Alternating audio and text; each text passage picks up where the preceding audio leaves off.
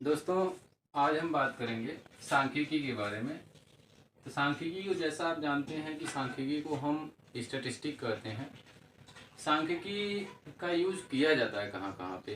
तो जैसे जहाँ कहीं भी बहुत सारे आंकड़े हों। आंकड़े का मतलब क्या है कि अगर हम जैसे किसी क्लास में हम पढ़ा रहे हैं तो क्लास में हम किसी विषय में हम जब टेस्ट लेते हैं तो बहुत सारे बच्चे अगर किसी कक्षा में हम टेस्ट लेंगे, 50 नंबर का ही टेस्ट हमने रख दिया तो 50 नंबर में अलग अलग लड़कों का अलग अलग वितरण होगा। कोई 25 नंबर पाएगा, कोई 48 नंबर पाएगा, कोई 45 नंबर पाएगा। तो इनको हम किस प्रकार से क्लासीफाई करें कि कौन सा बच्चा कितने नंबर में है या कौन से बच्चे किस नंबर के इर्द गिर्द आ रहे हैं, तो सांख्यिकी के द्वारा हम इसका टेस्ट करेंगे। जनसंख्या वितरण में अगर हम देखेंगे तो जनसंख्या भी कि कौन कितने बूढ़े लोग हैं, कितने जवान लोग हैं, कितने महिला हैं, कितना पुरुष हैं, कितने बच्चे हैं, या वाणिज्य की हम बात करें तो सभी जगहों पे सांख्यिकी का बहुत ज़्यादा रोल है।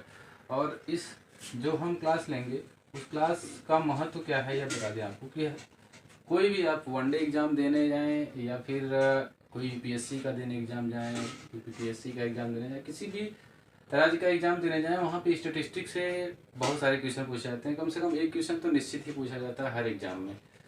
तो सांख्यिकी में सबसे पहले हम बात करते हैं जब, तो आंकड़ों की बात करते हैं। आंकड़े क्या हो गए, जैसा कि हमने बताया कि कोई भी डेटा क्या है, कोई भी डेटा कलेक्शन हम कहीं से करेंगे।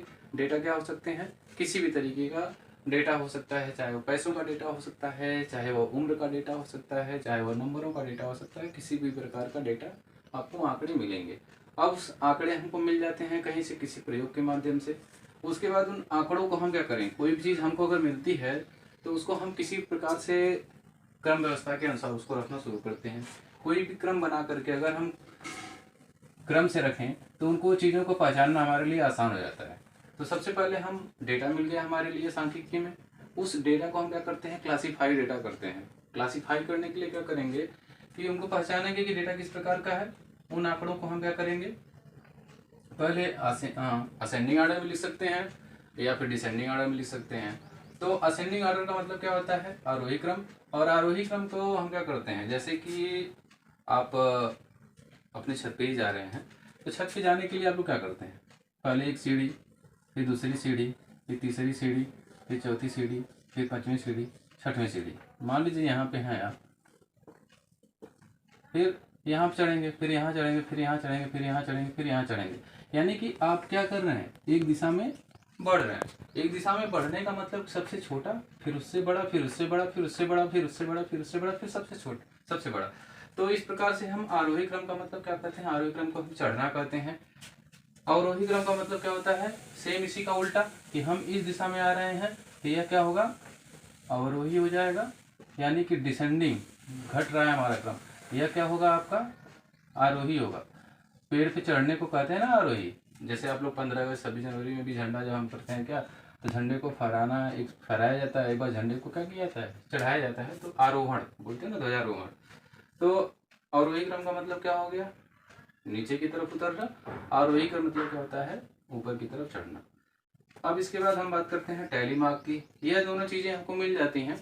उसके बाद हम जो डेटा होते हैं कि कौन सा डेटा क्या है, कोई रिपीटेड डेटा तो नहीं ना है। जैसे हमने बताया, टेस्ट की बात किया हमने, 25 है, 26 है, 28 है, फिर 25 है। तो दो बच्चे तो 25-25 नंबर के हो गए, यानी कि ये बच्चे क्या हैं, आपके रिपीटेड हैं, कई प्रकार के हैं। या फिर जब हम क्लास इंटरवल की बात करते हैं कि कोई आंकड़ा है 20 से 30, 30 से 40, इस बीच में 20 से 30 के बीच में कितने लड़के नंबर पाए हैं, 30 से 40 के बीच में कितने नंबर लड़के पाए हैं। तो उस चीज़ों को दिखाने के लिए हम टैली मार्क की आवश्यकता हमारी होती है कि कितने लोग ऐसे हैं जो रिपीटेड हैं, कई बार आ रहे हैं। तो इन सब चीज़ों को तो हम जान गए कि टैली मार्क क्या होता है। टैली मार्क को दिखाने के लिए भी हम बता दें आपको कि टैली मार्क को दिखाने के लिए हम एक को दिखाने के लिए 1 पाई का इस्तेमाल करते हैं, 2 दिखाने के लिए 2 पाई का इस्तेमाल करते हैं, 3 दिखाने के लिए 3 पाई का इस्तेमाल करते हैं, 4 दिखाने के लिए 4 पाई का इस्तेमाल करते हैं, 5 दिखाने के लिए हम 1 2 3 और यहाँ पे इसको हम काट देते हैं। ठीक ना, कुछ लोग इस प्रकार से काटते हैं, कुछ लोग इस प्रकार से काटते हैं। यानी कि यह एक सिंबल हो गया। क्या हो गया, ये सिंबल हो गया कि इस प्रकार का मिला डेटा, तो वो पाँच लोगों को दिखा रहा है, 4 लोगों को दिखा रहा है, 3 लोगों को दिखा रहा है, 2 लोगों को दिखा रहा है, 1 लोगों को दिखा रहा है। जितनी चीज़ें आपको क्लियर होंगी, पहले से भी आप इन सब चीज़ों को जानते रहे होंगे। हम लोग बात करते हैं आरोही क्रम के बारे में। आरोही क्रम होता क्या है, जैसे हमारे पास कुछ डेटा मिल गया, हम एक हल्का फुल्का एग्जांपल देते हैं।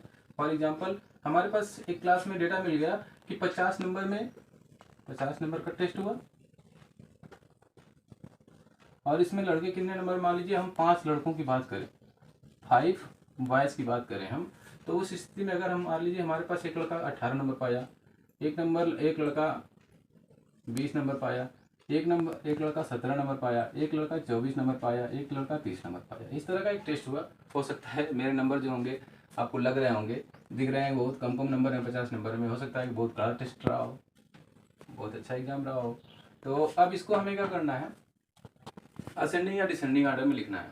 तो असेंडिंग ऑर्डर में लिखने के लिए हम क्या करेंगे, आरोही क्रम बनाने के लिए, तो हमने बताया कि आरोही क्रम बनाने के लिए आपको सबसे पहले सबसे छोटा नंबर, तो हम इसमें पहचानेंगे कि 18, 20, 17, 24, 30, इसमें से सबसे छोटा नंबर कौन सा है।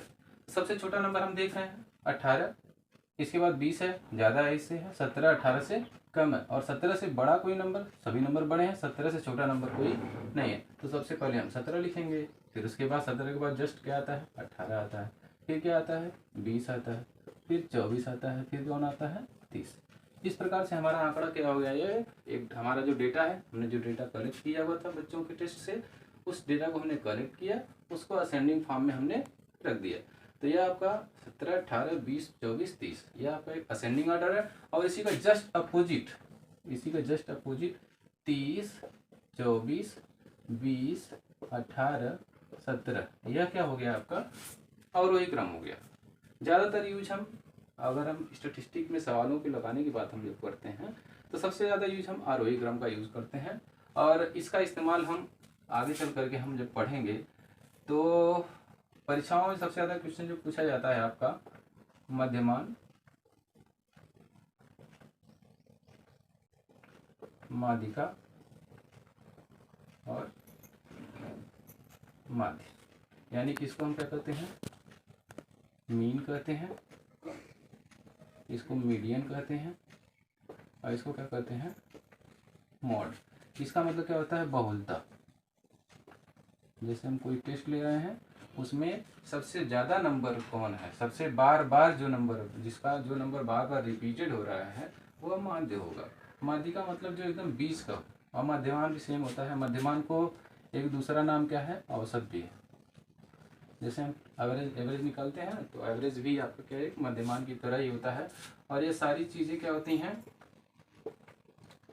केंद्रीय प्रवृत्ति की माप होती हैं, जिसको हम क्या करते हैं, सेंट्रल टेंडेंसी कहते हैं। क्या कहते हैं, सेंट्रल टेंडेंसी। ठीक है। तो सांख्यिकी में हम इन सारी चीज़ों को एक ओवरऑल व्यू हमने दिया है। इस ओवरऑल व्यू को मिलने के बाद हम एक पार्ट 2 बनाएंगे। पार्ट 2 में हम कुछ क्वेश्चन को कराएंगे, जिसमें पार्ट 2 में हम सबसे पहले हम जो डेटा, कुछ डेटा ले लेंगे, उन डेटा को हम क्या करेंगे, टैली मार्क के रूप में दिखाएंगे। जैसे मान लीजिए अभी हम एक बता भी दे रहे हैं, एग्जांपल दे रहे हैं। इस एग्जांपल में हम मान लीजिए कोई नंबर ले रहे हैं, मान लीजिए हमारे पास 2 है, 5 है, 8 है, 3 है, 18 है, 3 है, 5 है, 4 है, 6 है, 7 है। इस तरह से कुछ डेटा मिल गए।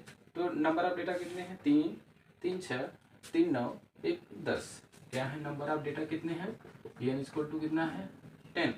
और अगर हम इसका क्लासिफिकेशन करें, तो क्लासिफिकेशन में सबसे पहले आरोही क्रम क्या हो जाएगा, आरोही क्रम इनका क्या हो जाएगा, सबसे छोटा नंबर कौन सा है, 2 है, फिर कौन है, 3 है, 3 2 बार आया हुआ है, फिर कौन है, 4 है, 2 कट गया। इसको देखिए, करने का तरीका यही होता है, जो जो नंबर आपके लिखते जाएं उनको आप काटते जाइए।